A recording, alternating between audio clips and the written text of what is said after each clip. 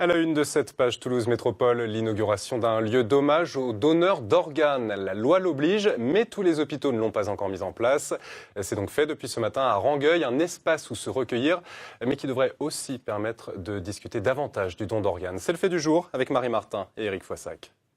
La transplantation commence par une tragédie et se finit par un miracle. Cette phrase me paraît refléter toute la singularité et la complexité du quotidien de tous les acteurs de la greffe. Il était attendu depuis des années par les associations de patients greffés. Un lieu d'hommage aux donneurs d'organes existe désormais à l'hôpital Rangueil, sous la forme d'un petit jardin japonais, où exprimer des remerciements que l'on ne peut faire de vive voix, puisque le don est anonyme en France. C'est une concrétisation de notre reconnaissance, puisqu'on n'a pas l'occasion de le faire, sauf à déposer un petit mot dans le dossier de coordination.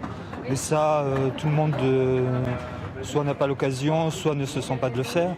Dans ce jardin, un pont symbolise le passage et la transmission. Les associations militantes veulent y voir aussi un vecteur d'information. Ça permet de parler du don d'organes, parce que malheureusement, il y a quand même encore plus de 33% des gens qui seraient prélevables qui refusent. Rien qu'à Toulouse, 800 malades sont en attente d'une greffe rénale, sans parler des autres organes. Les équipes médicales déplorent un retard grandissant. Les greffés de reins vivent beaucoup plus longtemps par rapport aux dialysés. Je ne parle pas des greffés cardiaques, les greffés hépatiques pour qui la greffe est vitale. Donc c'est le moment, j'espère, qui va pousser beaucoup de gens à être donneurs, à au moins exprimer son consentement de son vivant. Mardi 17 octobre a lieu la journée mondiale du don d'organes. L'occasion de dire à son entourage si l'on est un donneur ou non. Car la loi indique que nous sommes tous donneurs, sauf si nous avons exprimé notre refus, au nom du principe du consentement présumé.